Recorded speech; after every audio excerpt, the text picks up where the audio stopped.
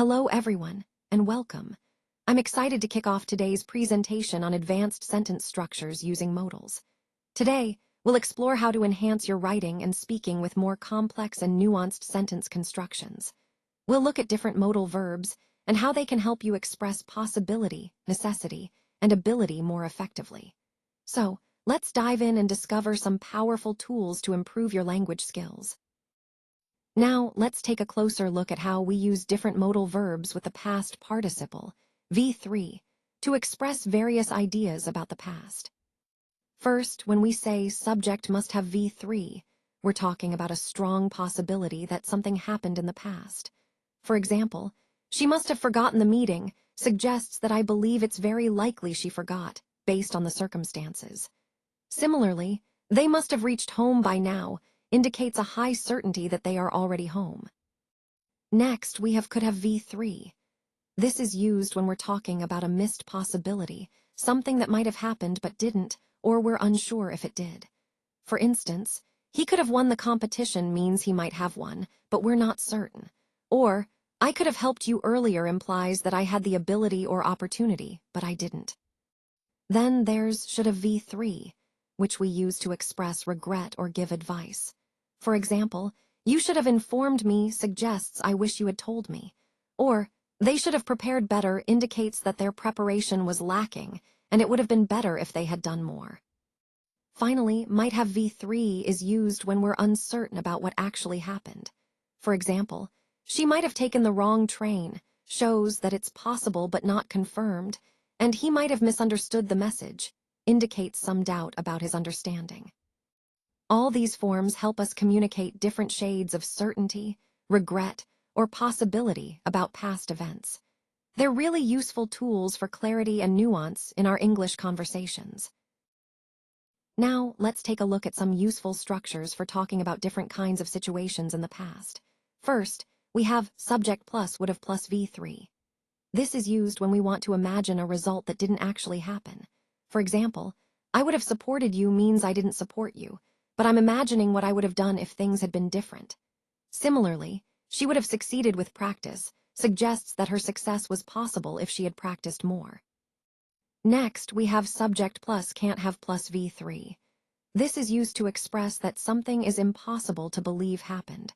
For instance, he can't have stolen the money suggests I really believe he didn't steal it, because it's unlikely or impossible. The same goes for they can't have forgotten us. It's just not believable that they forgot. Moving on, subject plus ought to have plus V3 is a more formal way to give advice or express regret about something in the past. For example, you ought to have respected their decision implies that it would have been better if you had respected their decision, perhaps because not doing so caused some problem. Finally, subject plus need not have plus V3 talks about actions that were unnecessary. For example, you need not have worried so much means there was no need to worry. Maybe everything turned out fine, even though you worried. These structures help us talk about different attitudes toward past actions, whether imagining results, judging what was impossible, giving advice, or pointing out unnecessary actions. They're very useful for making our communication clearer and more nuanced when discussing past events. Let's take a closer look at some advanced structures using auxiliary verbs. First, notice how we can use not only together with auxiliary verbs to emphasize two actions. For example, not only did she help me, but she also encouraged me. It's a powerful way to highlight multiple contributions. Next, we have rarely had followed by a subject and the past participle. This structure, rarely had they witnessed such chaos, emphasizes an unusual or exceptional situation, often in a more formal or literary tone. Moving on, the phrase so combined with an adjective, an auxiliary, and a subject, as in so intense was the pressure that he broke down, is used to underline the degree of something. It creates a dramatic effect by placing the emphasis on the intensity. Then there's the structure starting with had followed by a subject and a past participle, which is a form of conditional inversion. For example, had I known the truth, I would have acted differently. This is a more formal way to express conditional ideas without using if. Finally, we see neither nor used with auxiliary verbs and a subject, like neither did he apologize nor did he explain himself. This structure negates two actions and is useful for emphasizing what was not done. These advanced structures help us add variety and precision to our language, making our communication more nuanced and impactful. They are especially useful in formal writing or persuasive speaking, tying into our overall theme of mastering English for effective expression. All right, let's take a closer look at some common phrasal verbs and their meanings. First up, back out. This one means to withdraw from an agreement or a commitment. It's like when someone initially agrees but then decides not to follow through. Next, we have break into, which means to enter a place forcefully, often illegally. It's a verb you might hear in crime stories or security discussions. Moving on, bring up is about mentioning a topic during a conversation or meeting. It's how we introduce new points or raise concerns. Lastly, carry forward refers to continuing progress or moving something ahead in a process. Recognizing these phrasal verbs is important because they frequently appear in both formal and informal contexts, helping us communicate more naturally and effectively. These key concepts tie into our overall theme of understanding language nuances, making our communication clearer and more impactful.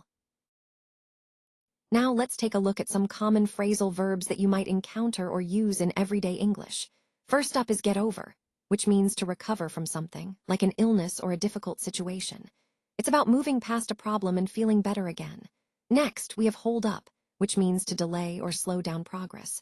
You might say, sorry for holding you up, when you've caused a delay. Then there's look back on, which means to remember or reflect on past events.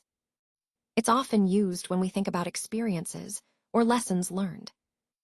Moving on, run out of refers to having no more of something left, like running out of time or resources. It's a phrase that highlights a depletion of supplies.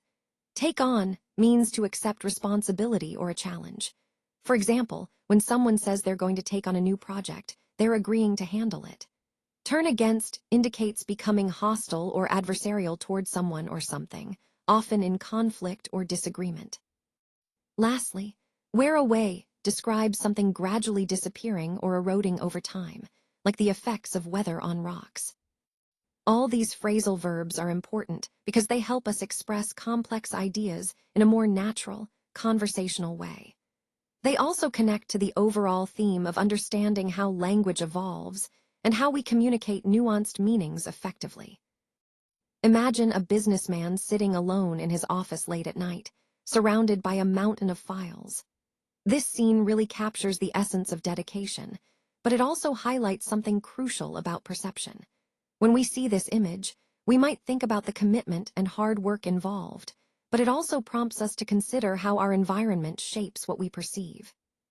This picture reminds us that perception isn't just about visual input. It's influenced by context, emotions, and assumptions. The lone figure in the dimly lit office can evoke feelings of isolation or focus, depending on how we interpret it. In the broader scope of our presentation, understanding perception is fundamental. It affects how we interpret information, how we judge situations, and ultimately, how we make decisions.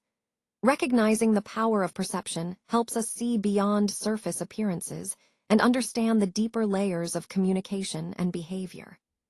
So, as we move forward, keep in mind that perception is a vital tool, one that can either clarify or distort reality, depending on how we manage it.